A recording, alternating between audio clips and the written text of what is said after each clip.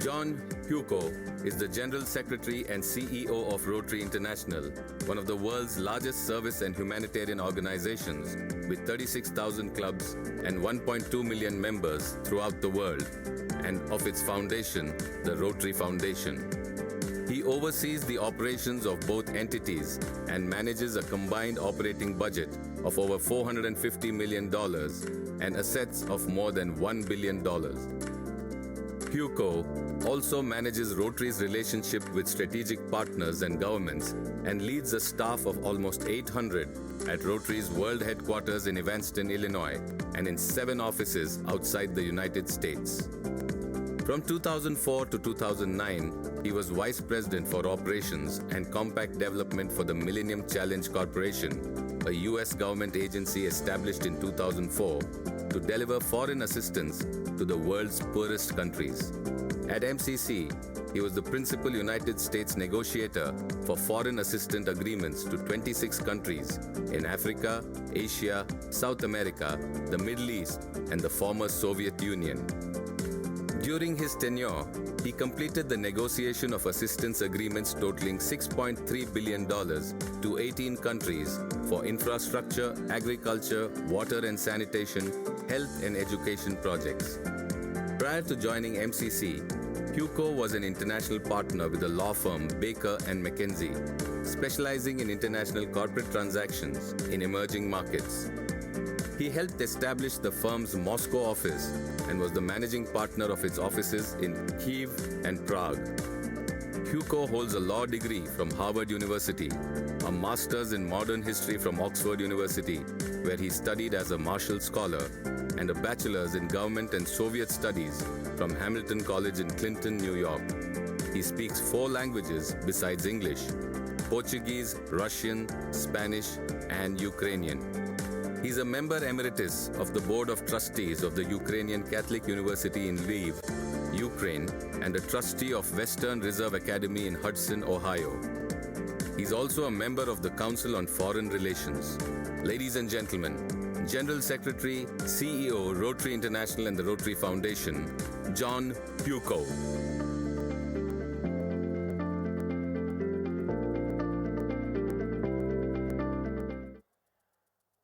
John, please put your hands together to welcome our General Secretary and CEO, John Hugo.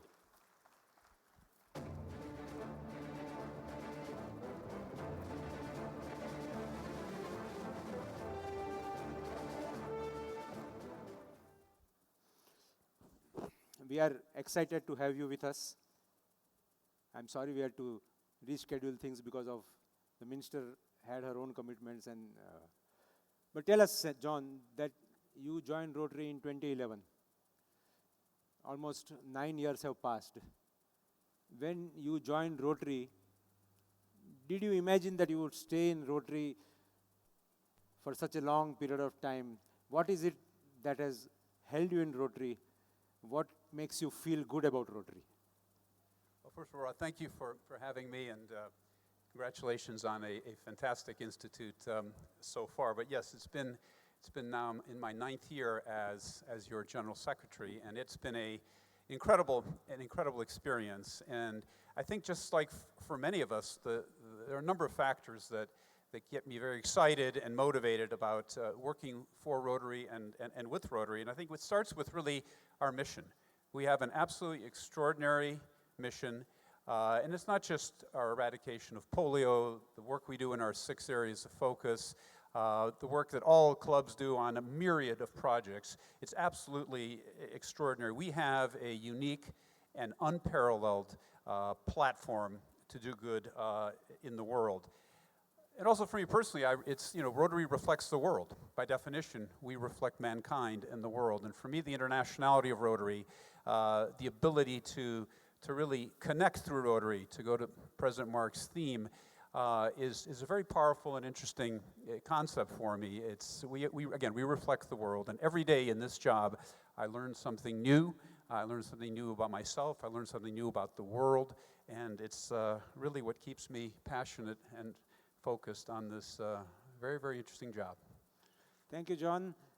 You must have had something in mind that you wanted to do with the organization, do with the structure, something you wanted to achieve in your years as General Secretary of Rotary. Do you think you have done most of it you wanted to do, or you are on the path of what you wanted to do? How much do you think you have achieved, or what do you think you have achieved in these 9 years? Well, when you're running or working within any organization, it's a continuous process of improvement, of change, of moving the organization forward. But I think, for me, certainly when I took this job in 2011, one of my primary responsibilities, of course, is to run the Secretariat, and we have 800 staff members in the Secretariat in Evanston and in our 7 international offices. And so my first and foremost responsibility is to manage an incredible staff. And here in South Asia, we have a great office in Delhi. So my first task was really to look at the Secretariat and see how can we improve the way in which it functions, the way in which it operates, the caliber of people that we have, the quality of the service that we offer to Rotarians. So one of the things I'm most proud of is I do feel in the last 8 years we have taken our Secretariat to a much higher level. We're better organized, we're better structured, we're much more effective, we're much more efficient. I think the quality of the staff has risen significantly. We own our own building. We have an 18-story building in Evanston, and of course I manage that building as well, and it's in great shape. We have Class A tenants in the building that really subsidize our own use of the building. So job one was to take the Secretariat, see what we can do to improve it, and move it to the next level. And I'm very proud of the fact that I and the executive management team, we've been able to effectively do that. I think on a more larger level, take the organization into a new strategic direction. As any organization with a long and glorious trajectory, you do reach crossroads and you do reach inflection points. And I think in our history, we are at such an inflection point. So I think one of the things that I'm very happy that as an organization we've been able to do is to take on these new strategic challenges and move into a new strategic direction. Higher visibility. I think in many countries, we face the challenge of people who've kind of heard of Rotary, but don't quite know what we do. I don't think you have that issue here in South Asia, but it is a problem and an issue in other parts of the world. And I do feel that over the last 8 years, we have been able to increase our profile, increase our visibility to the non-Rotary world. And then finally, I think we're now in the throes of rethinking our organization. We've rebranded now, and we continue the rebranding process. We're looking at our overall governance structure, and of course with our new strategic plan moving forward. So I think we've come a long way in the last 8 years. We still have, of course, a long way to go. So we've seen you cycling for end polio. We've seen you do so many things. Tell us not about General Secretary John Hugo, but tell us about the man John Hugo. Well, I love sports. I love sports, all sports. I was a very good athlete in university. There's an American sport called lacrosse. I was the captain of my university team. I was also the vice captain of the team at Oxford when I was there as a graduate student. So I've always enjoyed sports. I love sports. I love physical activity. But I also have a very, I guess, adventurous streak in me. When I was 18 years old, my father called me in to he had an office in our home, and he says, "John, here's a backpack," and my grandmother was there, and she had a check for $500, and she said, "You're going to spend the next 2.5 months backpacking by yourself through Europe." And I've always been very grateful to my father for having done that, because it really was my first exposure to the world. And so when I was fortunate enough to win a Marshall Scholarship to study at Oxford for 2 years, I really took advantage of that as an opportunity to see the world. And Oxford, those of you who know Oxford, has a very flexible, extraordinarily flexible academic schedule. And so I spent the first 1.5 years, 4 months backpacking through Asia, 2 months backpacking through the Middle East, all through Europe, etc. In fact, it got so bad that my thesis advisor called me in my second year. He said, "John, if you don't get your act together, you're going to get thrown out of this university." And it was a wake-up call, and I buckled down and did 2 years' worth of work in 6 months. And when I finished at Oxford, I got together with a group of friends of mine, and we bought an army truck at the British Army surplus auction in Nottingham. And we took 7 months, and we drove from London down to Cape Town. and drove the whole length of Africa. And then when we got to Cape Town, we sold the truck, and I still had 9 months to kill before going to law school. And so I got on as a crew member in a yacht race from Cape Town to Uruguay in Latin America, and got on as a crew member. I hadn't really sailed before, but kind of finagled my way onto the boat. We wound up winning the race on actual and handicap time, and then landed in Uruguay, then went to Argentina, and of course the war with the UK over the Malvinas, the Falklands, broke out, and so I was able to be there for that. So sort of adventure has been a big part of my life, and of course Rotary is just another in the series of adventures that I've had. I think your fitness speaks for the fact that you have a good sporting background, including adventure. Yeah. Thank you, John. 1.2 million Rotarians, foundation touching $400 million every year now.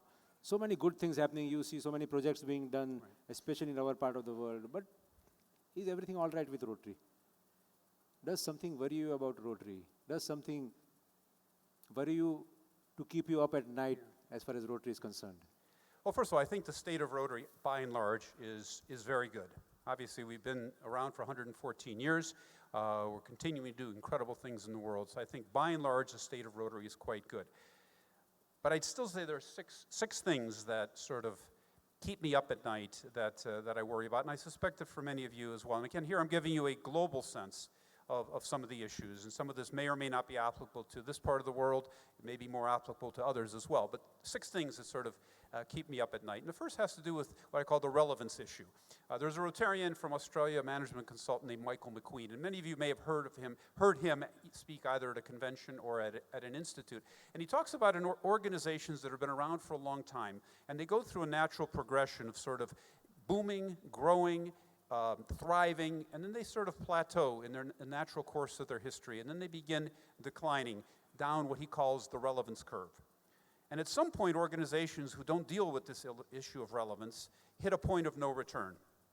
And Kodak, the iconic American company, is of course the example number one of a brand, of a company that quickly lost its relevance. And so where is Rotary on that relevance curve? And according to McQueen, we're kind of on that downslope. We're not at the point of no return, but we're on the downslope. So the first concern I have is, will we be able to stem that slide and turn the tide upward? I believe we can. I believe we're doing that, but it's something that keeps me up at night. The second is that the world is changing tremendously. Technology, things move at lightning pace. What used to take 5 centuries now takes, for 5 months, now takes, 5 minutes or 5 days. The world is moving at an incredible pace. We as an organization also need to move quickly to adapt to the changing circumstances. So the second question I have is, are we going to be nimble enough to adapt to the circumstances and deal with the challenges that we and other NGOs are facing around the world? Third issue, to deal with the challenges we face in a successful way, it's going to take 7, 8, 10 years of continuous, consistent effort. In other words, continuity. Well, we as an organization are designed to be discontinuous by design. Our president changes every year. Half the Rotary International Board changes a year. A quarter of the trustees change. District governors, club presidents. We have institutionalized discontinuity for very good reasons. But at a time when we need continuity, that can be a problem. So the third question is, will we be able to stay the course and avoid the natural zigging and zagging that our governance structure tends to encourage? Fourth thing, our next global project. We need to eradicate polio. There's no question we have to get the job done. We will get the job done.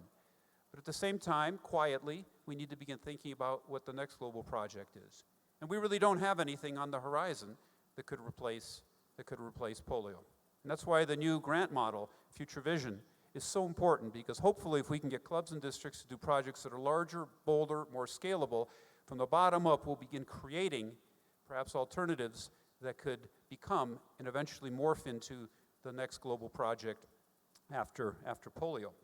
Fifth challenge is regionalization. There are now increasing differences developing in Rotary around the world, and that's not necessarily bad, but there are regional differences, and of course that then brings the question of what is the glue that holds our organization together? Is it our current structure, or is it really our values, the things that bring us together, youth exchange, fellowship, global grants, all the work that we do as individuals, human to human, or is it structure? And as an organization, as we're now rethinking our structure, we need to really figure out how do we square all these circles and deal with the growing regionalization, so respect the growing differences, and yet at the same time maintain the glue of the organization. And finally, we've now made Rotaract not a program of Rotary, but an integral part of Rotary. Rotaract clubs are part of the Association of Rotary Clubs, of Rotary International. It's a nice statement that was made at the last council. How do we now operationalize that? What does that mean in practice? What pitfalls do we need to be careful about as we roll out this idea of elevating Rotary, making them equal partners in Rotary? So those are the 6 things. Relevance, are we going to be nimble enough? Continuity, the next global project, regionalization, how we deal with that, and then finally, how do we operationalize this new concept of Rotaract and the elevation of Rotaract? So John, when you're talking of Rotaract, that brings to my mind that, do you think there is, okay, let me not put it that way. It's good to have stress on Rotaract, but last couple of years we have been breaking the glass ceiling as far as membership is concerned, and I mean breaking it in a negative way. We always used to boast we are 1.2 million, now we are down to 1.19 million or something, whatever. Do you think we are missing out focusing on our, if I can call that the core group, the 45 to 60 or 65, are we missing something there to get those guys into Rotary actually? Well, I think the challenge that we face, and again, the circle that we're trying to square, is that as an organization, we want to and we need to be appealing to all demographics. From the recently retired, who have the money, the time, the energy, the experience to be terrific Rotarians, to that demographic you just mentioned, Bharat, the sort of 45 to 65-year-old, and then, of course, the younger professionals, the up-and-coming. And that's not an easy circle to square, because I could, a 30-year-old who's just starting in their career, or a 35-year-old who's got kids and mortgages and all that sort of, is in a very different reality than someone who's in their 70s, retired, in a different stage of life. And historically, we have been a one-product shop. We have offered a one-size-fits-all model for the entire world and for all demographics. And by and large, it has been extraordinarily successful. I think we're no longer there and can afford the luxury of being a one-product shop. And so one of the ways we square all these circles and make ourselves appealing to this broad demographic is to begin varying our product line, offering alternative products beyond our classic traditional club model that is appealing to different demographics. Because this is a very hard circle to square. How do you have a 75-year-old and a 35-year-old feel comfortable in the same club in the same way? And that's why our strategic plan, one of the 4 pillars, is to develop alternative paths into Rotary that doesn't necessarily mean joining a Rotary club. So we have to make all of them important. We've got some challenges in terms of how do we make that actually happen. Okay, I know you are not, I know, John, you are not an astrologer, but where do you see Rotary now, 5 years from now maybe, or maybe 10 years from now? Well, number one, we've eradicated polio, something we absolutely have to get done. We have no option but to get it done. And if it were not to happen, and this won't happen, it would be obviously catastrophic. So number one, we have to eradicate polio. Second, we need to successfully implement our strategic plan. It is our vision for the future. It is our roadmap for the future. And if we successfully implement that plan, we will be a very successful, vibrant organization in 10 years. And President Mark yesterday in his speech talked about this is the year that we now begin actioning that plan. It's not just words anymore, it's concrete actions. And we will be rolling out to the Rotary world concrete action steps that need to be taken over the next 5 to 6 years. And we're going to need the help of each and every Rotarian to make sure that that's successful.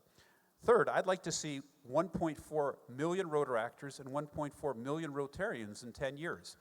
There's absolutely no excuse for that not to happen, particularly since young people today are right in our sweet spot. They want to do good in the world, but they're not necessarily interested in joining a club and going to in many parts of the world, going to weekly meetings and dealing with the ritual. They want to roll up their sleeves, get dirty, and get things done. We need to double our impact. We need to double our impact. And I've got some fresh news for you. I just got an email yesterday. As you know, at the Hamburg Convention, I announced that we had retained Johns Hopkins University to do a study for us, a sophisticated, statistically valid study of the number of volunteer hours that Rotarians put in every year, plus the dollar value of those hours. And they concluded that we put in 45 million hours of volunteer effort every year and put a dollar figure of $850 million to that effort. I just got an email yesterday saying that they have now also determined how much money do Rotarians raise. That includes everything going through TRF plus what's raised locally in clubs, again, using statistical models, $1.125 billion. So if you add the $850 million value of our time, plus the money that we're actually raising, we are a $2 billion a year NGO, making us one of the largest in the world, right up there with the Gates Foundation. We need to grow our endowment to $2 billion. 2025, we need to get it to $2 billion, 25 million. You're leading the way here in India. Please continue that support. We need to build the endowment because that is really the underlying fundamental financial foundation of our organization and our foundation going forward. And then finally, again, going back to this idea of the next global project, that we really take to heart this idea of developing from the ground up these large, scalable projects, and hopefully in 10 years we'll have at least 6 of them, one for each of the 6 areas of focus. So, Mark, you are head of a $2 billion organization. So yesterday, President Mark whispered in my ear that make John the president of Rotary International. Sorry, Mark. Given a chance, would you want to be president of Rotary International? You ask all the easy questions, Bharat. I think, obviously, we've been extraordinarily fortunate in our history to have had extraordinary people become president. And we've had extraordinary presidents, and obviously becoming president is a reflection of a lifetime of service and work within Rotary. But being a president has one huge disadvantage, is that you're only in office 1 year. And I think for me, what I find very interesting about my job is that it's obviously a continuous effort. And so you really get to participate and get involved in things and move things forward and actually be the voice of continuity for the organization. And I think that's the role that the General Secretary and the Secretariat play, is in some ways we are the voice of continuity. We are here year after year as our volunteer leadership changes every year. And I think that's the value add. One of the great value adds we bring is to bring that voice of continuity, try to keep the zigzagging to a minimum, and move the organization forward. So yes, it'd be a great honor to be president, but I'm very, very happy in my current job, and I think I'll stick with it for as long as the organization will have me. Yes, that brings me to the last question, John, that you said you are very, very happy with your current job. As we move, everybody moves on, everybody moves forward. When you move forward, what are the maybe you will add some more, but what are 1 or 2 things that you will look back with pride and satisfaction that, yes, this is something which was some sort of a high point of my tenure as General Secretary. This is something I was able to achieve. This is the way I was able to take the organization a little bit forward than where it was. Again, I think it goes to some of the things you talked about, where should Rotary be in 10 years? Because if we're able to achieve all of those things, that is a reflection of the extraordinary work that Rotarians have done, the extraordinary work that our senior leadership has done, and the extraordinary work that the Secretariat has done. Rotary, it's all about a team effort. It's about the volunteers, it's about the staff, it's the board, the trustees, all working as one unified team. So when I step down from this job, for me, a personal benchmark in terms of our collective success and the things we can collectively be proud of will be to what extent have we actually achieved some of these things I'd outlined that we want to see in 5 or 10 years. So ready for some quick fire questions? I'm sorry? Ready for some quick fire questions? Sure. You answer in a couple of words or 1 or 2 lines. Best advice that you received? I'm sorry? Best advice you received? Oh, I think the best advice I received was actually from one of the graduates of the college I went to, Hamilton College, was a U.S. diplomat named Saul Linowitz. Saul was a Hamilton grad. He was very generous with his time to young graduates. And I had just graduated college. And I wrote to him and I said, I'd like to meet with you and get some guidance in terms of how my career should go. And Saul was a very prominent U.S. diplomat. He negotiated the U.S. withdrawal from the Vietnam War. And I went to see Saul. And his message was basically, dare to dream, literally. It was dare to dream. He said, John, don't be afraid of challenges. At every stage in life, do what you can only do in that stage in life.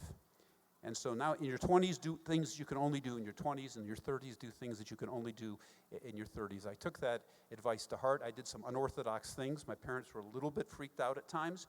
It all worked out in the end. But it was that dare to dream, be bold, don't be afraid of challenges. 3 words that describe John Yuko. Oh, I'd say, I don't know, intense, I would think would probably be one. Compassionate. Intellectually curious. It's 4 words, but intellectually curious. There are 3 words: intense, compassionate, and intellectually curious. Yeah. I'm going to say one word, and I want you to say the first thing that comes to your mind. Rotary. The most outstanding NGO on the planet. India. The future of Rotary, and probably the future of the world. Morning or night? Morning or night? I hate mornings. I'm a night person. I get my best work done after 8 in the evening. So hate mornings, love evenings. Shekhar, I think you have given some answers to him, I think. Huh? Another night person there in Shekhar. Success? Success. Internal happiness. Happiness with what you've achieved. Happiness with your life. Marga? A gift from God. Ladies and gentlemen, General Secretary, CEO of Rotary International, John Yuko. John, let me tell you, that was truly, truly outstanding. You know, there are 3 types of Rotarians, I always believe. Talented Rotarians, but talent is not uncommon. Knowledgeable Rotarians, but knowledge is not difficult to find. Committed Rotarians, if you have committed Rotarians, that commitment is priceless. And all those people who are sitting here are truly, truly committed Rotarians who I am sure have benefited from whatever deliberations that you have done. Friends, please give a loud round of applause to our General Secretary, John Yuko. John has really overcome travel challenges to be here with us. Let me present a small token on your behalf of our appreciation to John and Marga. May I request Marga, will you please join quickly up, and Madhvi, will you please join? Where are you? Come.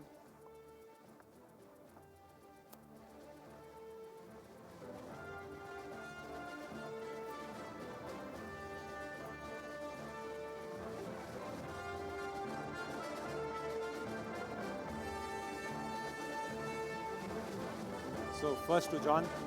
Thank you, John. Very nice.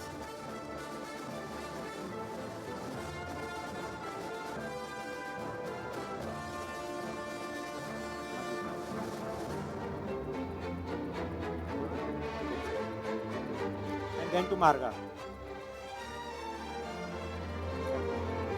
Ladies and gentlemen, another round of applause for our General Secretary, John Yuko. John, thank you so much. Marga, thank you so much. Thank you so much. Please. We break for lunch now, friends. I know we are behind schedule by about 20 minutes. I know if I say 2:30, everybody will say yes, but nobody will be back here by 2:30. So I will still say 2:30, but we'll start at 2:40 sharp. Thank you very much. Thank you. Lunch is in the lower basement floor. For the senior leaders, the lunch is just outside left at Jamawar. Thank you, Director and Convener Dr. Bharat. Well, ladies and gentlemen, it's lunchtime.